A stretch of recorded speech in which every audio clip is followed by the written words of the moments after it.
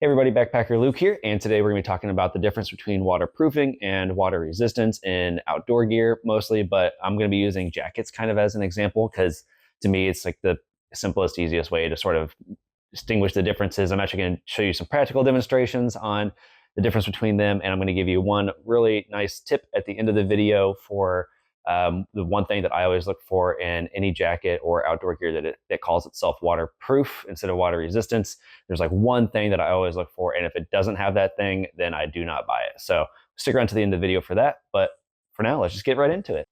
So what I have here are two jackets that I'll be using as demonstration for the whole video. The first one is this guy. Actually, I guess technically it's not a jacket. It's a pullover because it doesn't go all the way down. So if you didn't know the difference between a jacket and a pullover, there you go. But this is one jacket. It calls itself waterproof. I would say it's more like water resistant. So we'll get into why I say that in a second. But this is jacket number one, or clothing number one. I don't know. And then this is jacket number two. And this one is something I would actually truly call waterproof. And it's one that I have been bringing on my backpacking trips and when I wear outside when I know it's going to be kind of a downpour. And I'm going to get into the differences between waterproof and water resistant. And I'm also going to get into the differences or the times in which you should probably be wearing a waterproof jacket versus a water resistant one, and why there's a difference and what the difference is and distinction is kind of between those two. The difference between water resistant and waterproof is that waterproof is truly going to keep you dry no matter what kind of weather you're in, anything like that. It will always keep the water and the moisture off of you. And it should be like this foolproof thing that no matter what, it is waterproof, no water gets through it, and it's just a barrier. That's the end of the story. Water resistance, on the other hand, is essentially it will be waterproof up to a point, and then after that point, and we'll describe that point in a second, but after that point, it is no longer waterproof, and it's just going to be, the water will eventually kind of soak through it, and that is why it's kind of water resistant, not waterproof. Something you'll see in a lot of waterproof and water resistant jackets is that they will have something called a DWR finish, which is a durable water repellent finish. And just basically a spray that you put on any article of clothing or any gear that you want. You can put this on anything. It doesn't have to be something that's already waterproof or water resistant. You can put on anything. And it's a spray that essentially repels water for a period of time until it wears off. And what that spray will do is it'll hit the water will hit the fabric, and then that spray basically makes the water kind of beat up and roll off and just not stick to the fabric or soak into the fabric, whatever it is. Instead of soaking through it, it'll just kind of roll off of it. And that's a DWR spray.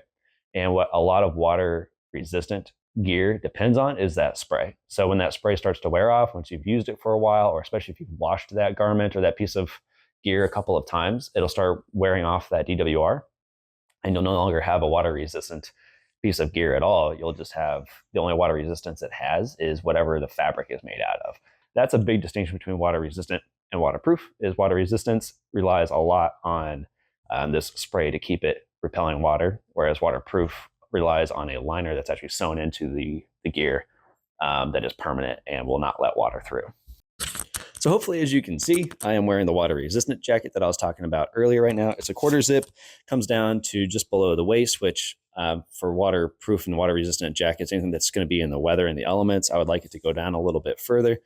But that is the case with water resistant. You have the pockets here that have no zippers or seals, anything like that. So you kind of just have open pockets.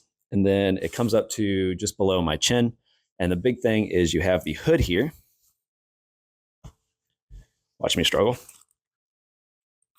So you have the hood here that does have an ability to cinch it close, but there's nothing in the back here. There's no drawstring or anything like that to like really pull it around your face and to keep all the elements out from kind of this area. So your whole face is exposed, and then you just have this simple drawstring to sort of cinch the hood around you, and that's about it.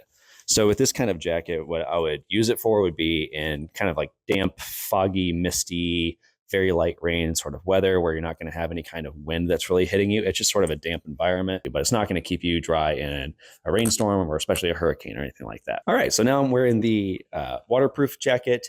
I'm not sure if you can see or not, but it goes down further down past my waist than the other jacket did. It also has zippers on the pockets, so you can put whatever you want inside the pockets and then zip them up, and whatever's in your pockets now is actually waterproofed. It also has Velcro along the just kind of the hand holes here. I don't know what you call these, the sleeves. That's the word. It has Velcro along the sleeves, so you can cinch those tight, and pretty much no water will get in through your sleeves there, hand holes.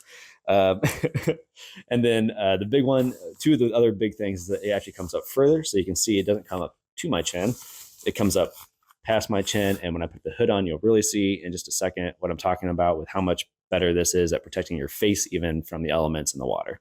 So now I have the hood on, and I'm sorry if you get like a little bit of noise here in the mic, but I have the hood on and you can see how it comes around my face more. Now I'm wearing a hat, but you can also see maybe right here there's a very thin, very flimsy kind of piece of harder plastic right here, which what it does is if I don't have the hat on, then when the water hits your hood, it actually drips off the kind of the front of your hood instead of just coming right down your face. So that's really nice. And then it also has a cinch in the back here to cinch around your head and make it as tight as possible so you don't have any kind of gaps or anywhere where the wind can come in as much. So you're just, everything's a little bit tighter, everything's a little bit cleaner. And then when you zip this all the way up,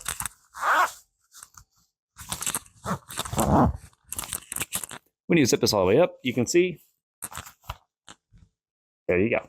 So you protect it against the elements. Everything but your eyes is essentially covered from anything that might be hitting you or coming towards you. So that's the reason that you have like that waterproofing. It's just an all-around better made garment that is going to be better at protecting you from the elements. One other thing I'm going to show you here is the waterproofing. So as you can see, there's actually the waterproofing kind of liner in here. And that's a really big difference between this one and this guy, who, when you see the inside, is just basically the same piece of fabric on the inside and the outside. There's really no difference. There are technically two layers in here, but there's no liner within the two layers. It's just whatever this material is just keeping you water resistant against everything. So once the DWR has worn off of this, all you have is two pieces of like semi-waterproof fabric to keep you dry. Whereas with this guy, this also has a DWR finish on it, but in addition to the DWR finish, you have the outside layer, the inside layer, and then you have within those two layers a third layer, which is the actual waterproofing that they use, and they sew that in between every layer of fabric here, and it keeps it completely waterproof no matter what element you're in. So that's awesome. I love that. And as promised, like I said, at the end of the video, I was going to give you the one big thing that I look for in every piece of waterproof garment or gear or anything like that. If it doesn't have this thing, then I do not consider it waterproof. You'll see between these two, you might have already noticed it. So props to you if you noticed it or you already knew it. That's great. The two zippers here. You see the two zippers. This one has a standard zipper, just like that. So there you go. This one, the true waterproof jacket, has a seam sealed zipper. So you'll see it has a little bit of rubber going along the entire zipper. And even the pocket zippers have the same thing. If you look on the inside, you'll actually see, the seam sealing in the same way. And this rubber right here is what you have what's called a seam sealed zipper. Wow, say that 5 times faster.